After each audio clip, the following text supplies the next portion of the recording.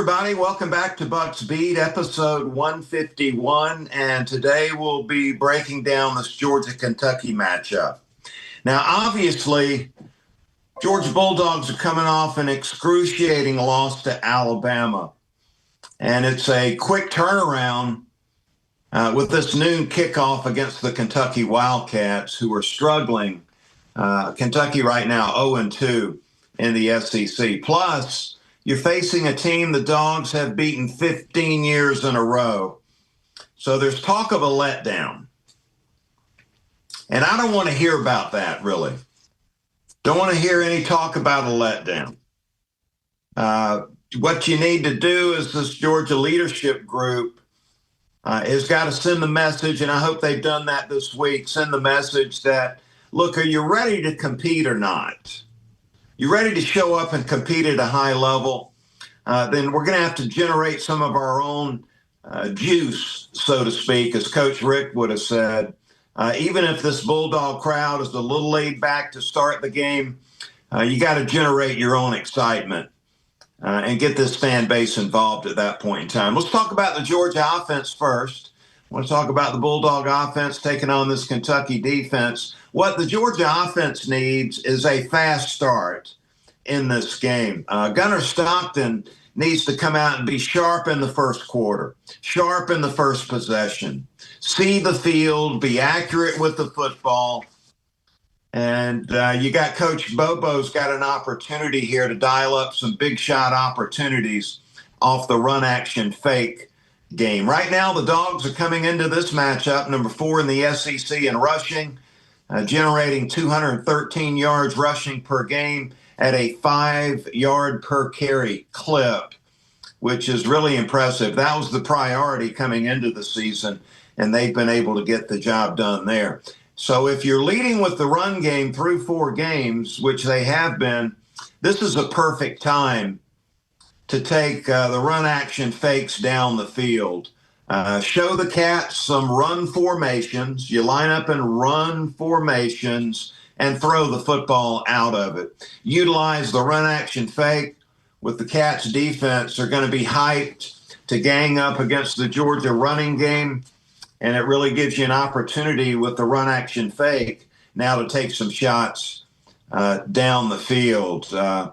Possession number 1, take some shots to Branch and Young and Bell and Humphreys and try to get some points on the scoreboard early and try to separate a little bit against this Kentucky team that loves to play a slow down, tough, and physical style of football. This is also an excellent time to get the tight ends involved in the passing attack. Through 4 games, Oscar Delp and Lawson Lucky have combined for 7 catches. 7 catches in 4 games combined. Let me do the math for you there. That's less than 2 catches per game out of the tight ends. This Cats defense has been in video study preparing for this Georgia game all week long, and they don't see the Georgia tight ends involved in the passing game. They see these Georgia tight ends involved in blocking and getting this run game going. So this is a perfect time, perfect game to get them involved, working the middle of the field, between the numbers, intermediate portions of the defense, off the play action fake. Kentucky defense, they've held Georgia under 21 or under in 4 of the last 5 meetings against Georgia. It's time to blow that trend number up, folks. Time to score some points on Kentucky. A fast start allows you to separate from Kentucky early in the game, hopefully, and get it going offensively. Let's flip it over to the Georgia defense, working on the Kentucky offense. Georgia facing a Kentucky offense that will lead with the power run game.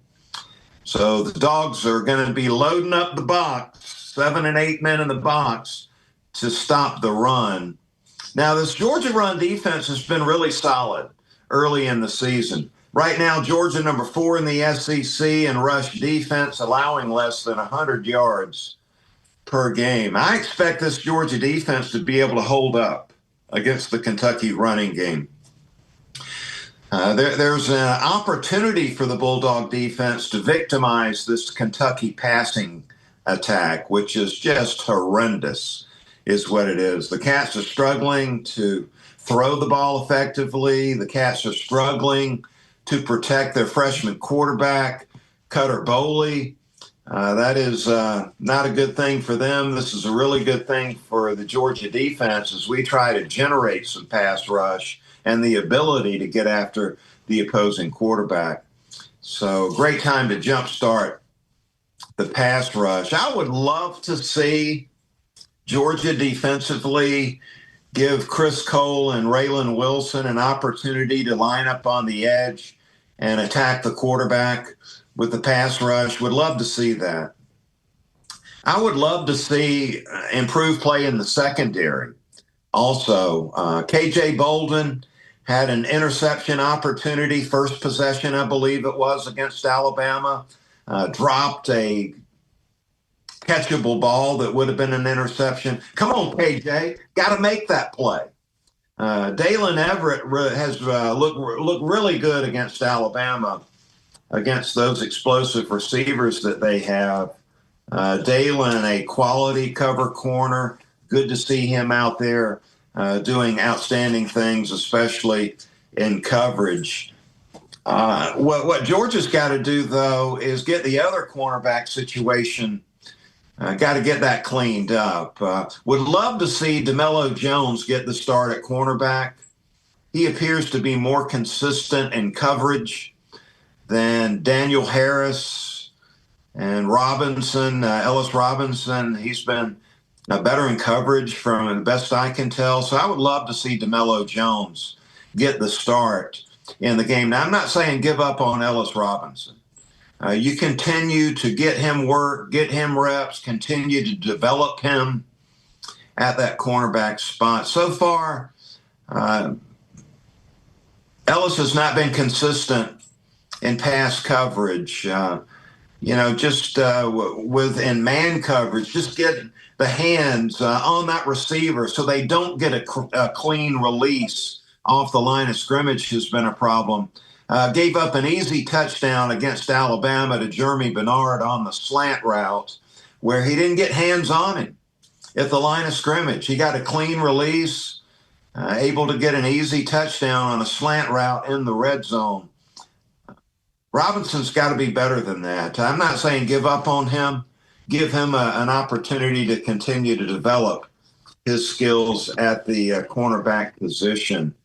Kentucky, their team is built through the transfer portal this year. I believe they brought in 25 to 30 players out of the transfer portal.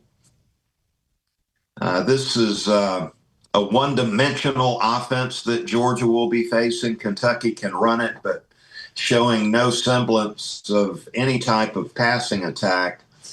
So that's what Georgia's going to be facing on that side of the ball. I think the Bulldogs have the opportunity to create some separation early in the game to prevent one of these one-possession, four-quarter struggles that they had last season in Lexington. So what Georgia needs is their offense to start fast in this game. Get some big plays in the passing game.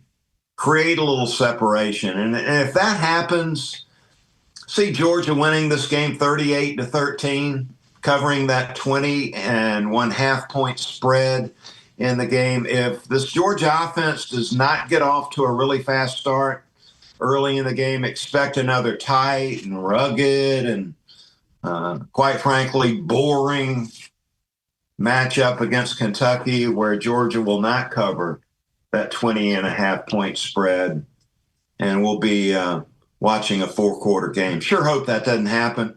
Would love to see this Georgia offense start fast, hit some big plays in the passing attack, get those tight ends involved, and would love to see this defense gang up against the run game, force Kentucky to throw the ball where we can get some work attacking the passer, rushing the quarterback, harassing the quarterback, hitting the quarterback, sacking the quarterback, and getting a big victory over Kentucky between the hedges at Sanford Stadium.